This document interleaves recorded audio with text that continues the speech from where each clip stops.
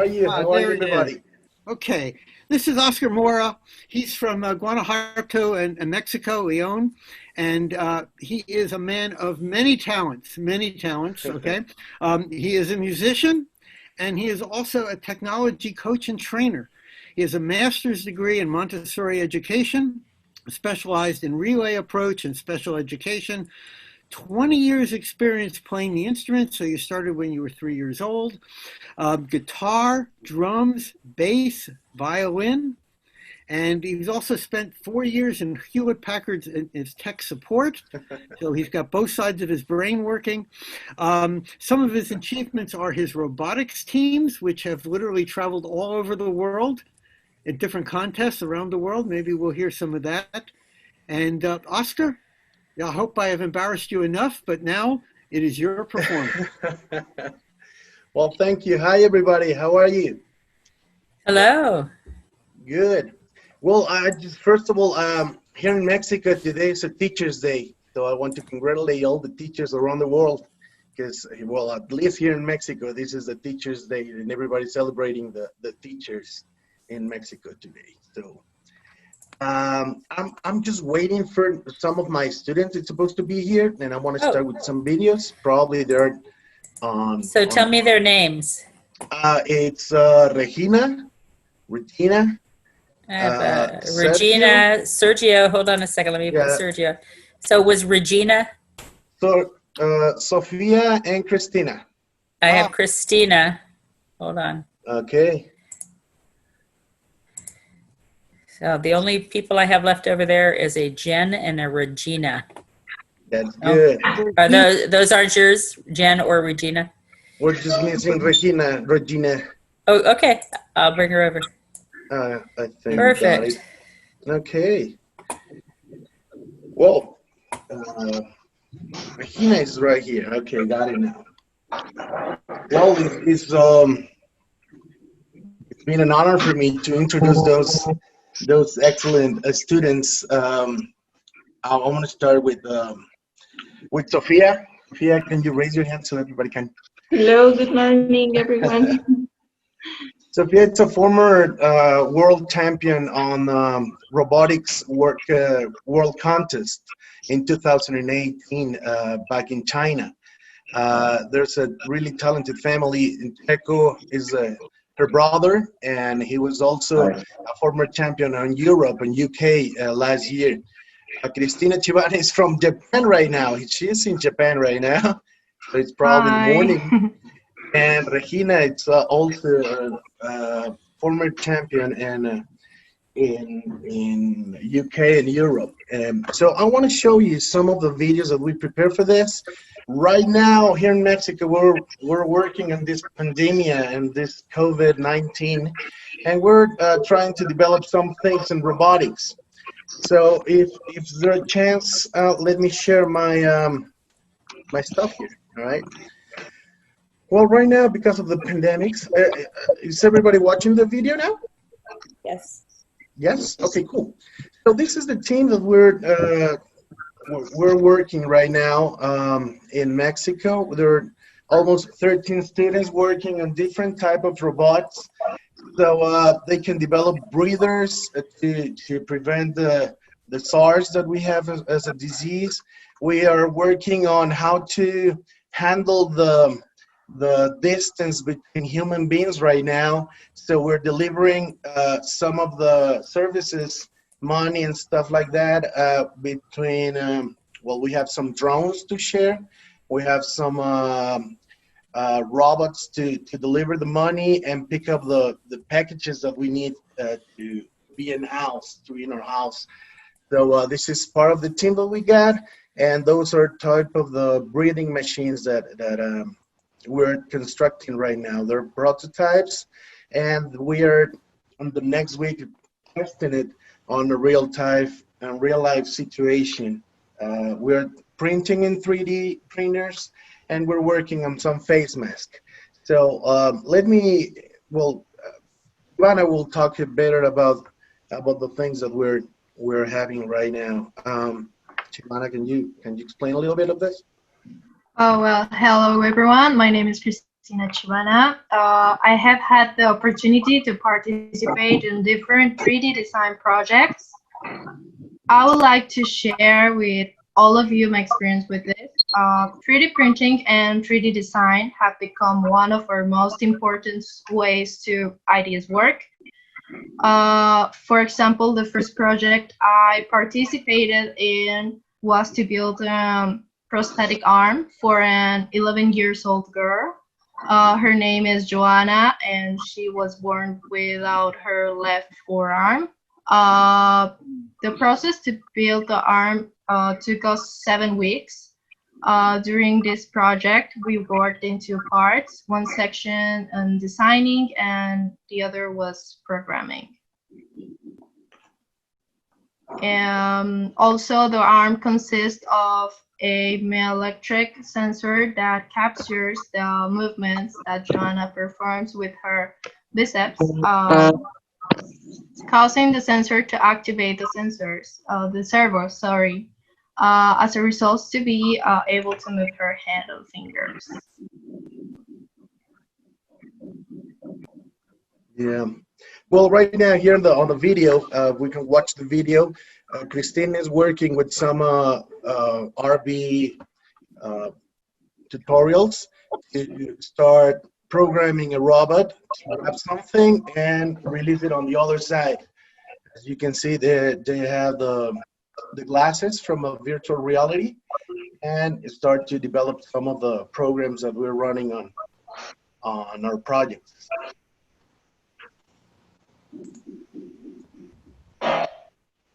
Okay, I got some noises here. I'm sorry. Are you able to listen part of the video or no? Yeah, we should be able to hear it. Oh right. No, hold on a second. Okay. No, it's not coming through. Oh, this one is without a sound. Well, right now Emilio's working on. Well, everybody's working on their houses because right now with COVID, it's really complicated to get together. This is a prototype of a hospital, a medical station. It's a helicopter that he programmed. It's the hospital door, and he programmed how to open it from distance. And then there's a breathing machine to help the patients with COVID to heal, right? And well, it's real quick how they're working on it. Release the patient on the front door. From the same helicopter, they can open the gate, and this is how he's gonna get in.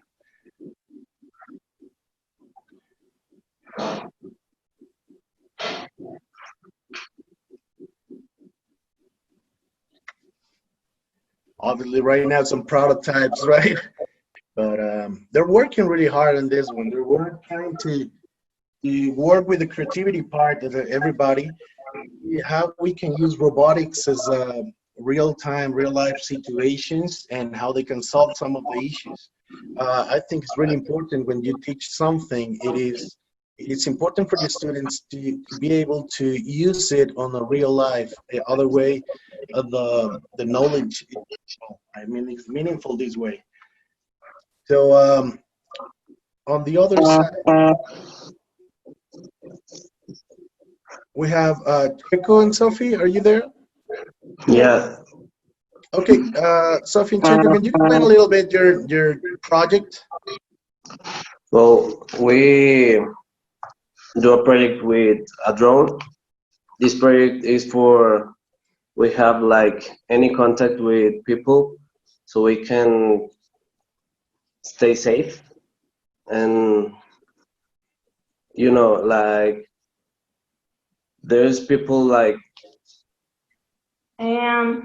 First of all, this drone comes for my competition in China, and they give it like a prize, and we are trying to have the person that receives the order safe, like the one that gives the order. So you put the money on the drone, and the drone go out, so you have any contact. and the person just deliver the package, and there is no contact. This drone is already programmed. It's not controlled on a real time. So they just get a little bag and put the money on it, and the delivery guy can pick up the money, and well, the rest is, it's important to be safe in the distance. And we have the other project about not everybody's able to get a drone. So we're having the vehicle to use this one. This is the F1 from Avilix, and this is Saul. He developed this little card with a little bag, so also can pick up and deliver some things in a distance. It's programmed to get some point, make the delivery, and return to the owner. So they're working on it right now. There are probably some short videos, but to be working on it, it's really tricky. It's complicated, right?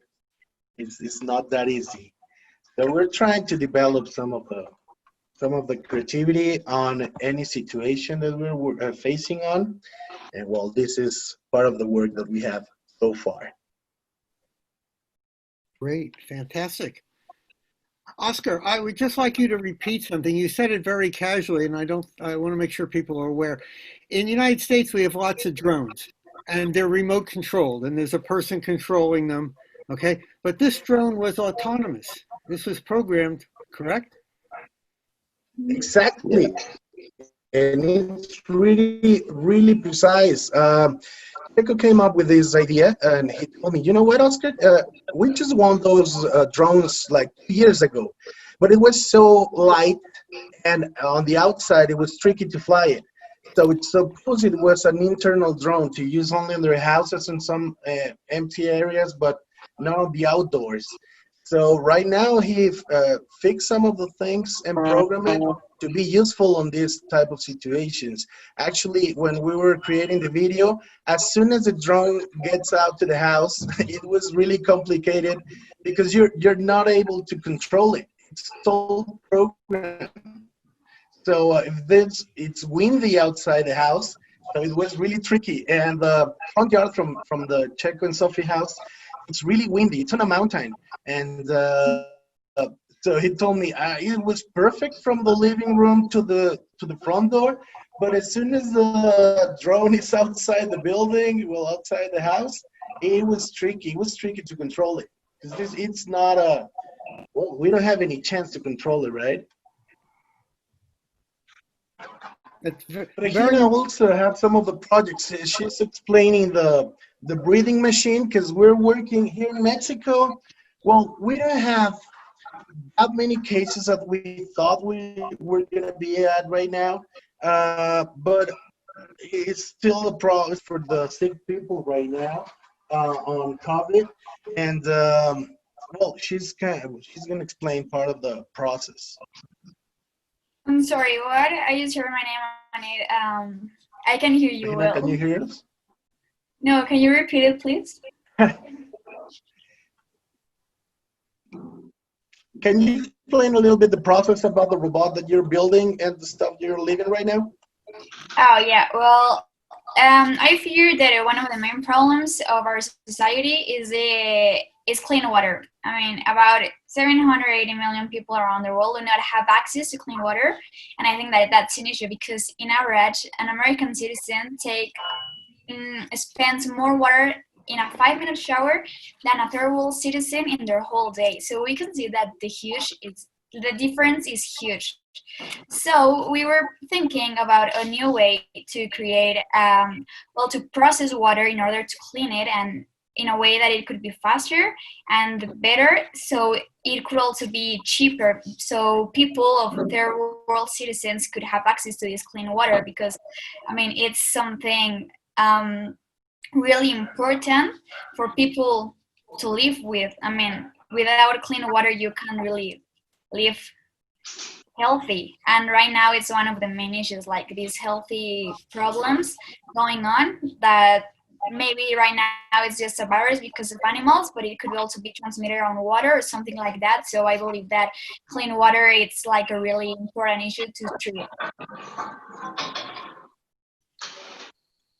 Well, that was very interesting. I want to congratulate all of you. I have some experience in robotics, and I know how difficult it is because it's just not something sitting on a table. It has to react with the real world.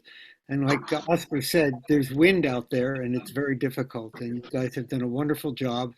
And Oscar, I know that they could not have done any of this if it were not for you and your help and support. So I think each one of these students is a credit to what you have done as a teacher. Congratulations. But well, thank you, Jake. Well, thank you, everybody. And well, if you can give some support on a website, you can find us on Facebook on oscarmoraelmen.com, and you can find us all the projects that we have right there. Please. Great, very good. Well, thank you all very much. Thank you. Thank you. Thank you. Thank you. Have a nice day. Bye.